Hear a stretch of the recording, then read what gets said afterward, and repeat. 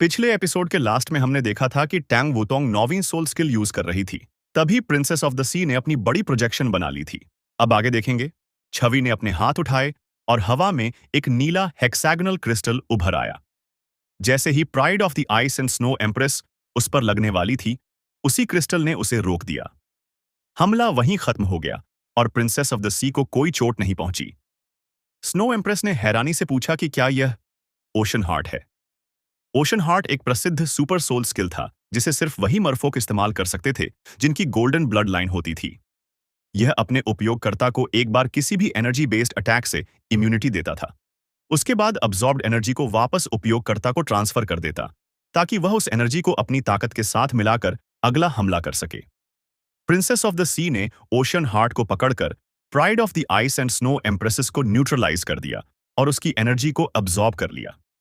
इसके बाद उसका पूरा शरीर तेज सुनहरी रोशनी में बदल गया और उसकी स्पिरिचुअल एनर्जी इतनी बढ़ी कि पूरा आइस सी विकराल लहरों से भर गया। प्रिंसेस ऑफ द सी ने ओशन हार्ट को आसमान की ओर उठाया और एक नीली रोशनी का स्तंभ टकराकर सीधा टैंग वुतोंग की तरफ बढ़ गया। इस नीले स्तंभ में अत्यधिक मात्रा में एनर्जी थी। Water type elemental energy, pride of the ice and snow empresses की अल्टीमेट आइस एनर्जी और प्रिंसेस ऑफ द सी की बेहद शक्तिशाली स्पिरिचुअल एनर्जी।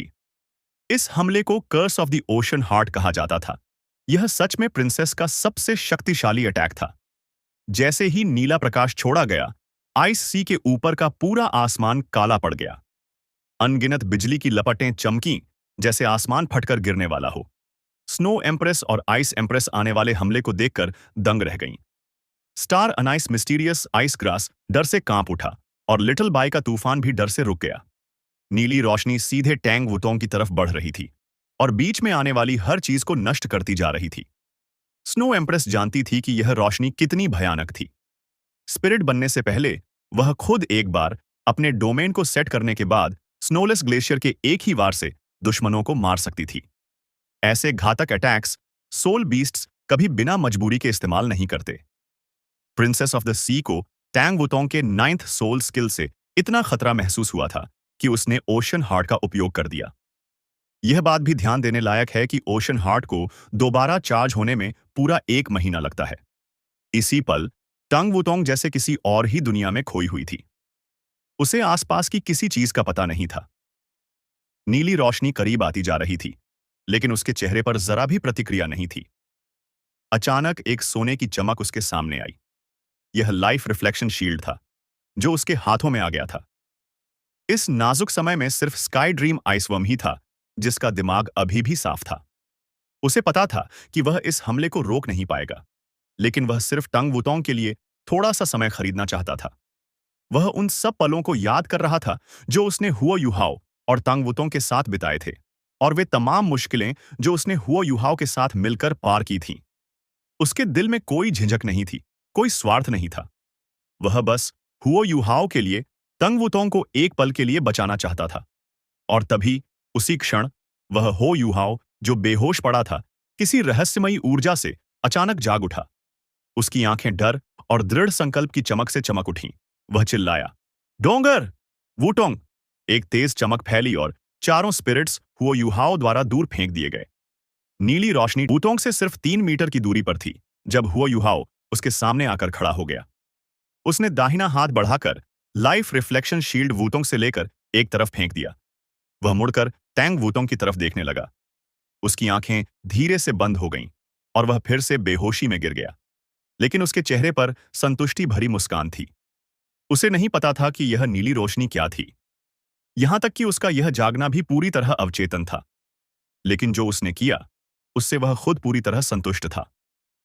अपनी प्रिय के लिए यह वार लेना, इस पल जागकर यही कर पाना, उसके लिए इससे बड़ा सुख कुछ नहीं था। स्काई ड्रीम आइसवर्म वापस अपने मानव रूप में आ गया। आंसू उसकी आंखों से बह रहे थे। बाकी स्पिरिट्स भी समझ चुके थे कि हुओ युहाओ क्या करने वाला है। वे उसकी तरफ बढ़े ताकि उसके लिए वार रोक सकें, लेकिन बहुत देर हो चुकी थी। Curse of the ocean heart उसके बिल्कुल पीछे था। उसी क्षण 5 स्पिरिट्स के मन एकदम खाली हो गए। वे जानते थे कि हुओ युहाओ ने उन्हें क्यों धक्का दिया था, क्योंकि उन्होंने manifold mysterious ice essence absorb की थी। उनकी स्पिरिचुअल अवेयरनेस की नींव बेहद मजबूत थी। अगर हो युहाओ मर भी जाता तो वे दूसरे तरीकों से जीवित रह सकते थे। कम से कम थोड़े समय तक मौत का खतरा नहीं था। हो युहाओ नहीं चाहता था कि वे उसकी वजह से मरें। प्रिंसेस ऑफ द सी और उसकी बेटी भी हो युहाओ को तंग वुतोंग के सामने बिना झिझक कूदते देखकर स्तब्ध रह गईं। उसकी ये प्रेम की भावना उन्हें असहज कर गई। वे सोचने लगीं, क्या यह मानव सच में मरने के लायक है जब यह अपने साथियों के लिए खुद को कुर्बान करने को तैयार है? लेकिन अब बहुत देर हो चुकी थी। प्रिंसेस ऑफ द सी द्वारा छोड़ा गया हमला हुओ युहाओ की पीठ पर पहुंच चुका था। वह नहीं मानती थी कि वह इस वार को झेल पाएगा। उसके अनुसार टंग वुतोंग, जो उसे धमकी लग रही थी, और हुओ युहाओ दोनों चूर चूर हो जाने वाले थे। जब कर्स हुओ युहाओ से 1 फुट दूर था, आइसी वॉर गॉड्स आर्मर गहरे नीले तरंगे छोड़ने लगा। वह पूरी ताकत से अल्टीमेट आइस फैलाकर कर्स का सामना करने की कोशिश कर रहा था। लेकिन चाहे सोल टूल कितना भी शक्तिशाली क्यों न हो, उसका असली बल उपयोगकर्ता से ही आता है। आइसी वॉर गॉड्स आर्मर से एक धीमी, गहरी गूंज निकली, जैसे वह अपने मालिक के लिए रो रहा हो।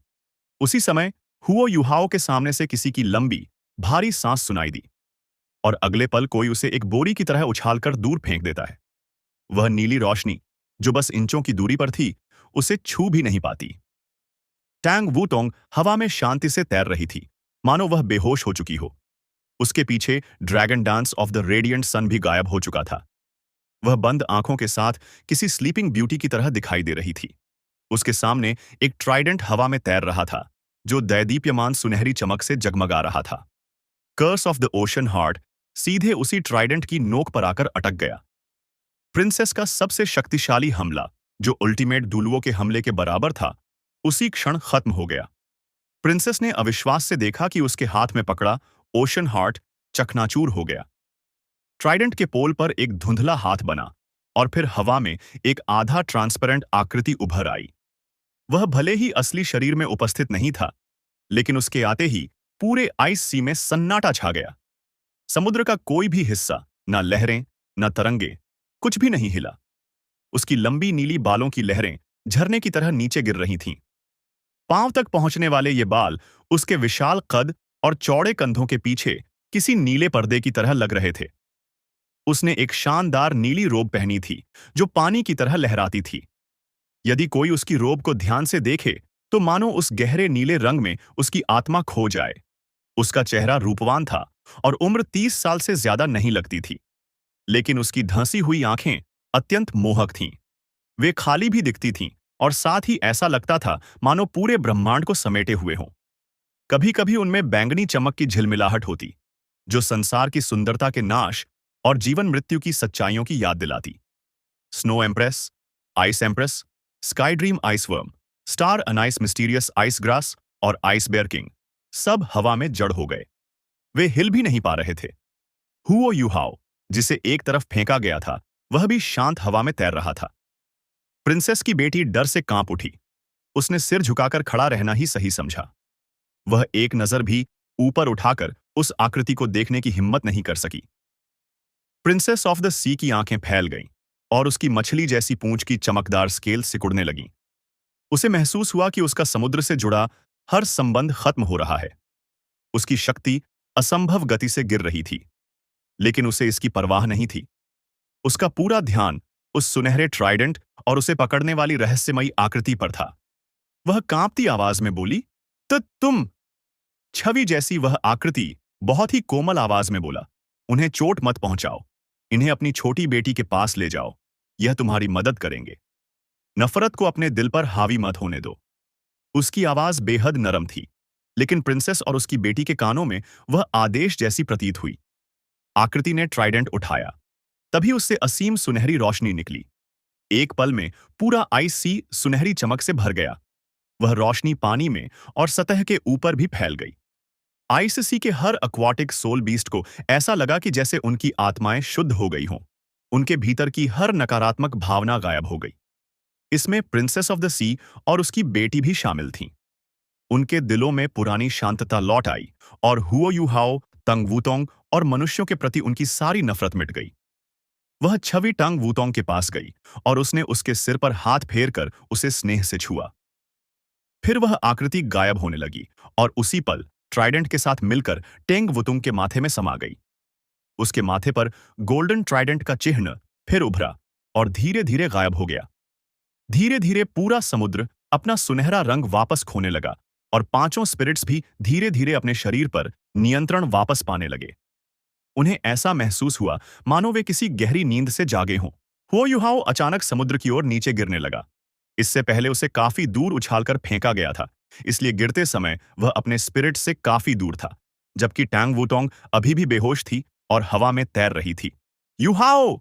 स्नो एम्प्रेस ने चिल्लाते हुए पूरी ताकत से उसकी ओर उड़ान भरी।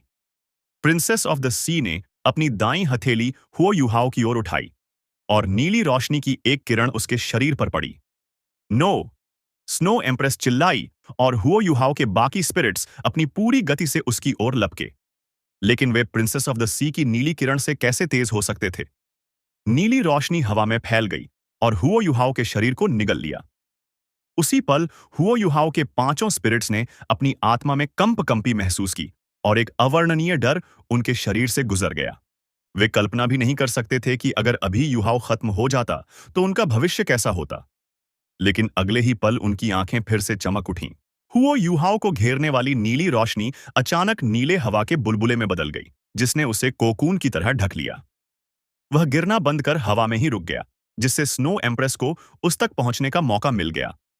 यह बुलबुला न हमला करने की क्षमता रखता था, न बचाव की, बस तैर सकता था। स्नो एम्प्रेस तुरंत ही हुओ युहाओ के शरीर में लौट आई और उसे नियंत्रित किया। प्रिंसेस ऑफ द सी और उसकी बेटी की आंखों में भरी हुई हत्या की भावना पूरी तरह गायब हो चुकी थी और अब उनके शरीर से हल्की, कोमल नीली रोशनी निकल रही थी। प्रिंसेस ने हुओ युहाओ की ओर सिर हिलाते हुए कहा कि स्नो एम्प्रेस, लगता है हमारे बीच सच में गलतफहमी हो गई थी। स्नो एम्प्रेस ने खुद को स्थिर किया और अभी अभी जो हुआ था उसे याद करने की कोशिश की। वह बेहद हैरान और अविश्वास में थी। उसका दिल अभी भी डर से भरा हुआ था, क्योंकि वह युहाओ को खोने से डर रही थी। साथ ही वह उस शैडो से भी भयभीत थी जिसे टैंग वुतोंग के 9th सोल स्किल ने बाहर निकाला था। वह शैडो जैसे ही प्रकट हुआ था, उसने अपने आसपास की हर चीज को दबा दिया था। स्पिरिट्स के लिए तो यह समझना आसान था, क्योंकि वे खुद स्पिरिचुअल फॉर्म में थे और उनकी असली शक्ति बहुत पहले ही खो चुकी थी। लेकिन प्रिंसेस ऑफ द सी और उसकी बेटी के लिए यह अलग था। प्रिंसेस के 6 लाख वर्षों से भी ज्यादा का कल्टीवेशन था, और अगर उसकी तुलना जमीन के 10 ग्रेट सैवेज बीस्ट से की जाए तो वह टॉप 4 में आती। फिर भी उसने उस शैडो के खिलाफ जरा भी प्रतिरोध करने की कोशिश नहीं की। आखिर कौन सा सोल स्किल था वह जो इतना शक्तिशाली असर डाल सके? तभी टंग वुतोंग ने अपनी आंखें दोबारा खोल लीं। उसकी आंखें खुलते ही एक हल्की नीली सुनहरी चमक उभरी और तुरंत गायब हो गई। यू हाओ! उसने भी चिल्लाते हुए उसकी ओर उड़ान भरी और उसे बाहों में ले लिया। टैंग वुतोंग अभी भी अपना मार्शल सोल जारी किए हुए थी, लेकिन साफ दिख रहा था कि उसका 9th सोल रिंग पूरा ग्रे हो चुका था। ध्यान से देखे बिना तो लगता ही नहीं था कि वह वहां है। प्रिंसेस और उसकी बेटी समुद्र की सतह से ऊपर उठकर हुओ युहाओ और तांग वुतोंग की ओर उड़ आईं। उनका सारा वैमनस्य अब खत्म हो चुका था और अब बस पछतावा और विनम्रता ही बची थी। वे टांग वुतोंग के सामने पहुंचकर आदरपूर्वक झुक गईं। Greetings, messenger of the sea god. पहले के व्यवहार के लिए हम क्षमा चाहती हैं। आप हमारे मार्गदर्शक और प्रकाश हैं, और हम प्रार्थना करती हैं कि सी गॉड की कृपा हम पर सदैव बनी रहे। टैंग वुतोंग ने सिर हिलाते हुए कहा कि अब तो समझ गई होंगी कि हमारा कोई बुरा इरादा नहीं था। प्रिंसेस ने तुरंत सिर हिलाया और कहा कि क्या आप दोनों, मेरे सम्मानित अतिथि, हमारे ओशन में आने की कृपा करेंगी? उसे अभी भी उस शैडो का हर शब्द याद था और उसकी आंखों में तीव्र उम्मीद और बेचैनी साफ दिख रही थी। स्नो एम्प्रेस की आवाज हुओ युहाओ के शरीर से आई कि बहुत देर हो चुकी है तुम्हें समझने में। चलो वुतोंग, इन्हें भूल जाओ। अगर तुमने वह एबिलिटी पहले न चलाई होती तो अभी तुम दोनों समुद्र में मछलियों का खाना बन चुकी होती। प्रिंसेस का चेहरा डर से बदल गया और वह मजबूर होकर बोली कि स्नो एम्प्रेस, मैं आपसे विनती करती हूं, हमें एक मौका दीजिए। मेरी बेटी मरने वाली है और यह मेरी गलती है। अगर आप मेरी बेटी को बचा सकें तो मैं आपकी हर शर्त मानने को तैयार हूं।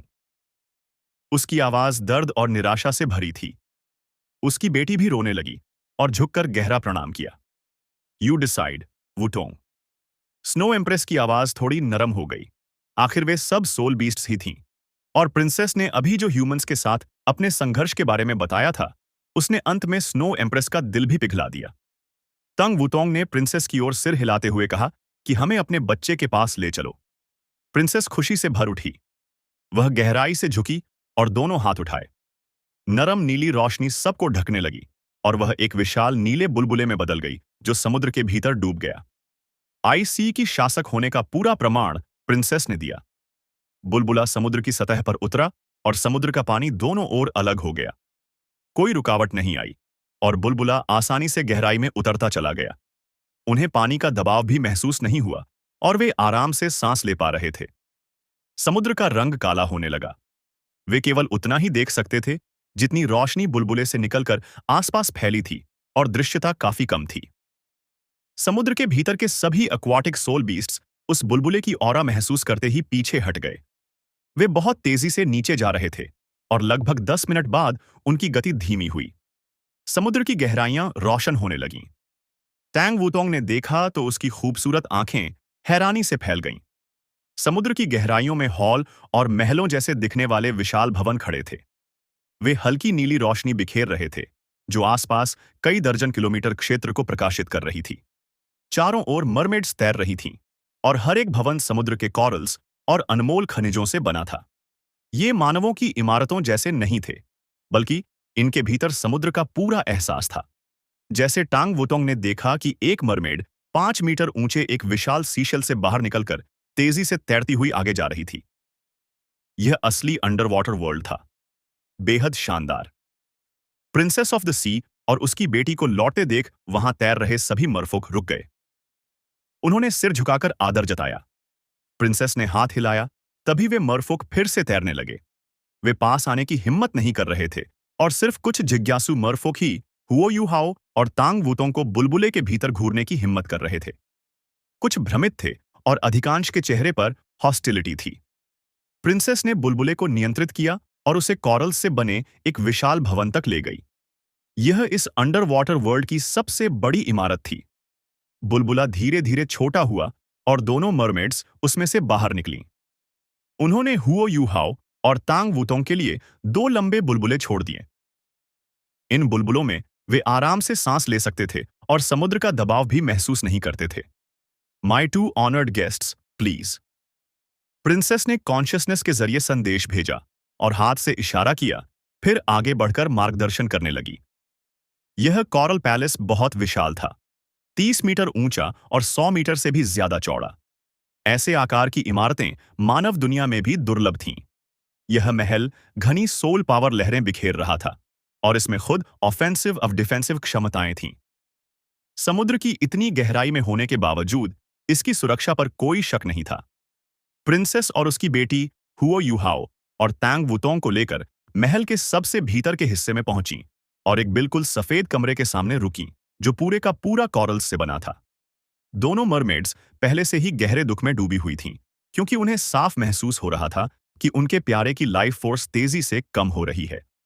उन्होंने कॉरल का दरवाजा खोला और हुओ यूहाओ तथा टंग वुतोंग को अंदर ले गईं। कमरा बहुत बड़ा था और उसमें तरह तरह की सजावट थी। इंसानी सिर के बराबर बड़े मोती, क्रिस्टल जैसे चमकदार शंख और खूबसूरत 7 रंगी कॉरल्स रखे थे। हर एक वस्तु मानव दुनिया में बहुत भारी कीमत में बिक सकती थी। कमरे के बीच में एक बिस्तर था। वह बिस्तर पूरी तरह सफेद था और जेड जैसा दिखता था, जिस पर हल्की ठंडक फैल रही थी। हुओ यूहाओ और तांग वुतोंग ने पहले भी ऐसा कुछ देखा था। यह आइस जेड था। जब हुओ यूहाओ ने पहली बार क्लियर स्काई सेक्ट खोजी थी, उसने स्नो एम्प्रेस के साथ आइस जेड पर स्पिरिट फ्यूजन पूरा किया था और तब उसने लगभग एक बड़ी गलती कर दी थी।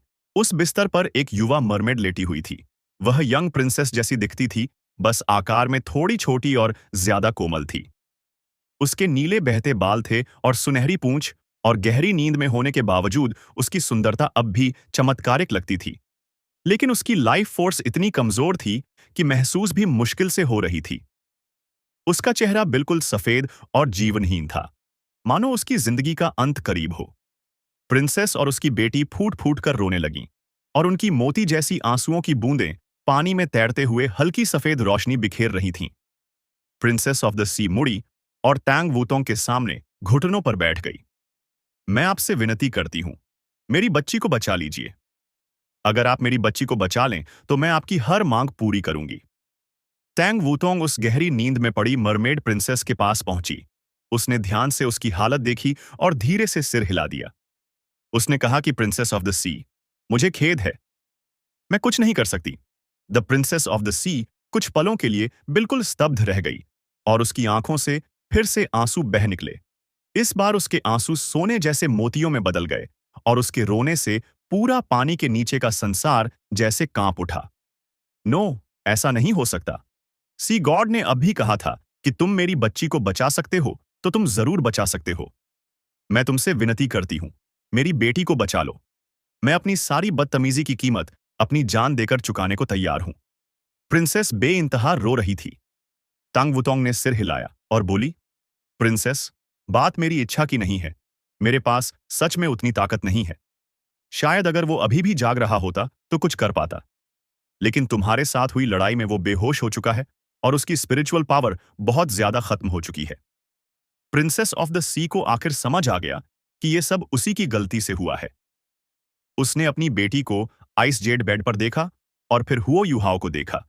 फिर दांत भींचकर बोली, अगर उसकी स्पिरिचुअल पावर ज्यादा खर्च हो गई है तो मेरे पास इसका उपाय है। बात खत्म होते ही उसने पानी में हाथ लहराया। उसके जो सोने जैसे आंसू गिरे थे वे फिर से इकट्ठे हो गए। प्रिंसेस ने जरा भी देर नहीं की और वे गोल्डन पर्ल्स उसकी शक्ति से चमके और सीधे हुओ युहाओ की तरफ उड़ गए। मरमेड के आंसू दुनिया के सबसे कीमती मोती माने जाते थे, जिनमें शुद्ध स्पिरिचुअल एनर्जी होती थी। अगर कोई साधारण इंसान ऐसा एक भी आंसू पा ले तो उसकी बुद्धि बढ़ जाती और उसकी उम्र भी बढ़ सकती थी, क्योंकि यह उसके स्पिरिट को पोषण देता था। Princess of the sea mermaids की क्वीन थी और ये गोल्डन पर्ल्स सिर्फ तभी बनते थे जब वह अत्यधिक दुख में होती थी। हर एक गोल्डन पर्ल उसकी स्पिरिचुअल ओरिजिन का हिस्सा था और यह सामान्यतः समुद्र के पानी में घुलकर वापस उसके शरीर में लौट जाता था। लेकिन इस समय वह अपनी स्पिरिचुअल ओरिजिन का हिस्सा सीधे हो युहाओ को दे रही थी, यानी वह अपनी मूल स्पिरिचुअल शक्ति को उसके साथ जोड़ रही थी। हो युहाओ के आसपास हल्की सुनहरी रोशनी फैल गई और धीरे धीरे उसके शरीर में समा गई। हो युहाओ की स्पिरिचुअल ऑरा तुरंत गहरी और शक्तिशाली हो गई और स्नो एम्प्रेस ने भी उसके शरीर पर अपना नियंत्रण छोड़ दिया। उसने हो युहाओ को उस एयर बबल में प्रिंसेस की स्पिरिचुअल पावर अब्सॉर्ब करने दिया।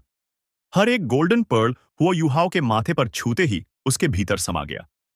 कुछ ही क्षणों बाद हुओ युहाओ की आई ऑफ डेस्टिनी बिना आवाज के खुल गई।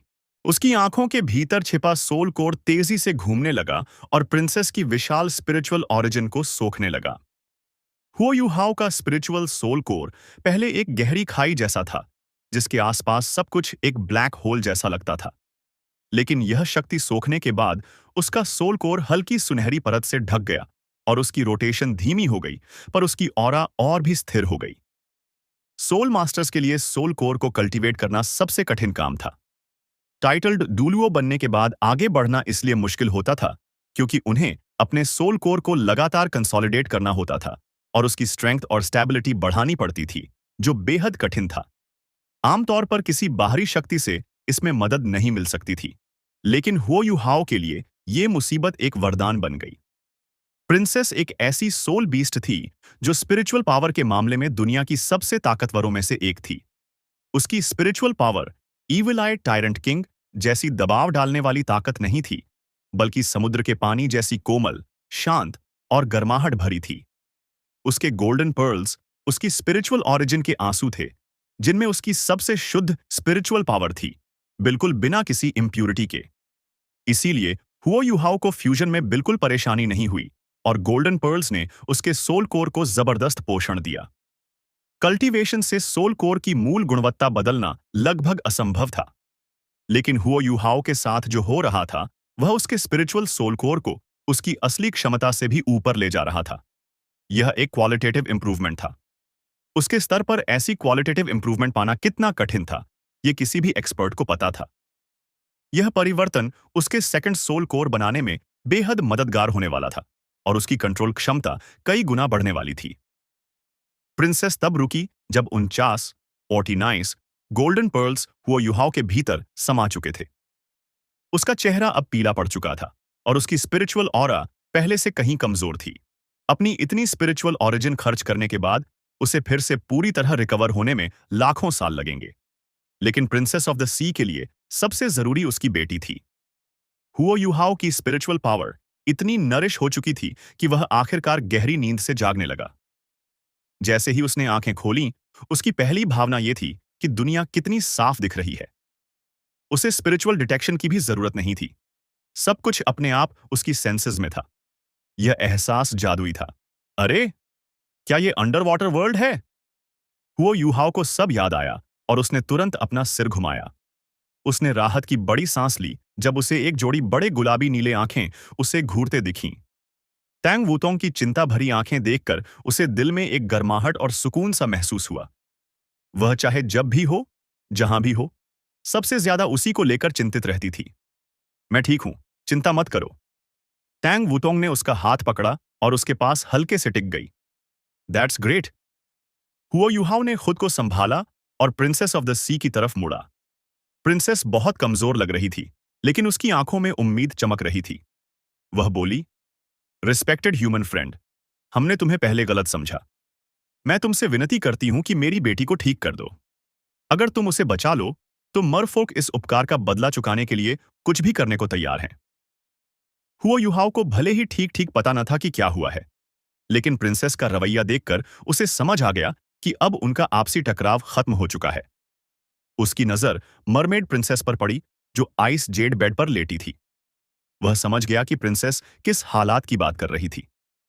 उसकी लाइफ ऑरा बेहद कमजोर थी। वह कभी भी इस दुनिया से जा सकती थी। ठीक है, पहले मैं तुम्हारी बेटी की हालत देख लेता हूं। उसने सवाल पूछने का समय नहीं गंवाया और आइस जेड बेड के पास पहुंचा। उसे घेरे हुए एयर बबल भी अजीब तरह से उसके पीछे पीछे चल रहा था। हुओ युहाओ ने स्पिरिचुअल डिटेक्शन एक्टिवेट किया और उसकी सेंसिंग जैसे एक विशाल जाल बनकर मरमेड प्रिंसेस पर फैल गई। उसे महसूस हुआ कि उसकी स्पिरिचुअल पावर एक और क्वालिटेटिव एनहांसमेंट से गुजरी है। अब उसकी सेंसिंग पर्पल डीमन आइज जैसी गहराई और बेहद बारीक विवरणों को पकड़ने की क्षमता रखती थी। उसकी स्पिरिचुअल पावर अब पहले से कहीं अधिक स्टेबल थी। काफी देर तक ध्यान से जांच करने के बाद हुओ युहाओ ने प्रिंसेस की समस्या समझ ली और उसका चेहरा गहरा हो गया। प्रिंसेस की हालत बिल्कुल भी अच्छी नहीं है। मुझे डर है कि मैं उसे ठीक नहीं कर पाऊंगा। प्रिंसेस ऑफ द सी और उसकी बेटी दोनों के चेहरे का रंग बदल गया और उनकी आंखों की उम्मीद बुझ गई। वे दोनों स्पिरिचुअल पावर में माहिर थीं और अपनी बच्ची की कई तरह से जांच कर चुकी थीं। उन्हें असली समस्या पहले से ही पता थी। हुओ युहाओ ने आगे कहा, प्रिंसेस की स्पिरिट को बहुत बुरी तरह चोट पहुंची है। उसके शरीर में कोई समस्या नहीं है, लेकिन उसकी स्पिरिट उसके शरीर से अलग हो चुकी है। उसकी स्पिरिट टूटी हुई है, अपूर्ण है और उसकी ओरिजिन गंभीर रूप से क्षतिग्रस्त है। इसी वजह से उसकी स्पिरिचुअल सी और उसकी लाइफ एनर्जी इतनी तेजी से खत्म हो रही है। वह शायद एक दिन भी और नहीं टिक पाएगी। अगर उसकी स्पिरिचुअल पावर इतनी मजबूत न होती, तो शायद वह अब तक। प्रिंसेस ने अपने आंसू रोककर पूछा, क्या सच में कोई रास्ता नहीं है? हुओ युहाओ ने कुछ पल सोचा। प्रिंसेस ऑफ द सी, तुम मुझे बता सकती हो कि उसके साथ यह सब कैसे हुआ? किस दुश्मन ने उसे इतनी बुरी तरह चोट पहुंचाई? मुझे यह पता होना चाहिए कि उसकी स्पिरिट किस तरह घायल हुई, तभी मैं उसे बचाने का रास्ता सोच सकता हूं। प्रिंसेस ऑफ द सी ने तुरंत सिर हिलाया और वही कहानी दोहराई जो उसने स्नो एम्प्रेस को बताई थी। उसकी बात सुनकर हुओ युहाओ सब समझ गया। लगता है प्रिंसेस को इविल सोल मास्टर्स ने चोट पहुंचाई है। वह उसे अवेंजिंग स्पिरिट में बदलना चाहते थे, इसलिए उन्होंने उसकी सोल को निकालने के लिए खास तरीके इस्तेमाल किए। एक्सट्रैक्शन के दौरान उन्होंने उसकी स्पिरिट को अत्यधिक रिजेंटमेंट और हेट्रेड से भर दिया, ताकि अवेंजिंग स्पिरिट बनने के बाद भी उसकी सोल मजबूत रहे। लेकिन तुमने एक्सट्रैक्शन पूरी होने से पहले ही उसे बचा लिया और अब उसकी यही हालत है। क्या तुमने देखा था कि उसकी सोल किस स्थिति में थी जब उसे निकाला जा रहा था? मुझे यह जानना जरूरी है कि उसकी स्पिरिट का कौन सा हिस्सा लिया गया था और कितना। तभी मैं उसे बचाने की कोशिश कर सकता हूं। प्रिंसेस ऑफ द सी ने सिर हिलाया। मुझे इतना पता नहीं है। मैं उसे उसी हालत में लेकर आई थी। हम वहां ज्यादा देर रुक भी नहीं सकते थे, इसलिए उसे लेकर जल्दी लौट आए। हमें लगा हम अपनी ताकत से उसे बचा लेंगे, पर हुओ युहाओ ने भौहें सिकोड़ लीं। अगर ऐसा है तो मुझे जोखिम उठाकर कोशिश करनी होगी। प्रिंसेस ने बिना सोचे तुरंत कहा, कोशिश करो। अगर तुम कोशिश नहीं करोगे तो वह वैसे भी मरने वाली है, और अगर कोशिश में कुछ गलत हो गया तो वह उसकी किस्मत होगी। प्रिंसेस के भरोसे से हुओ युहाओ थोड़ा शांत हुआ। उसने सिर हिलाया और कहा, मुझे पता लगाना होगा कि उसकी सोल कैसे निकाली जा रही थी। इस जांच में मैं ईवल सोल मास्टर्स जैसी कुछ एबिलिटीज इस्तेमाल कर सकता हूं, इसलिए कृपया गलत मत समझना। ठीक है, मैं तुम्हारी रक्षा करूंगी, प्रिंसेस ने बिना हिचकिचाए कहा। उसके दिल में अब सिर्फ एक ही उम्मीद बची थी, और अगर उसने ये मौका खो दिया तो शायद वह हमेशा के लिए अपनी बेटी खो देगी। वह पहले ही तय कर चुकी थी कि यह छोटी प्रिंसेस उसका उत्तराधिकारी बनेगी। हुओ युहाओ ने गहरी सांस ली। इस समय वह स्पिरिचुअल पावर से भरा हुआ था और किसी भी स्पिरिचुअल टाइप एबिलिटी को आसानी से इस्तेमाल कर सकता था। तो चलिए इस वीडियो को यहीं समाप्त करते हैं। अगर वीडियो अच्छी लगी हो तो लाइक जरूर करें, अपने विचार कमेंट में लिखें और आने वाले नए एपिसोड के लिए चैनल को जरूर सब्सक्राइब करें। अगले वीडियो में फिर मुलाकात होगी। धन्यवाद।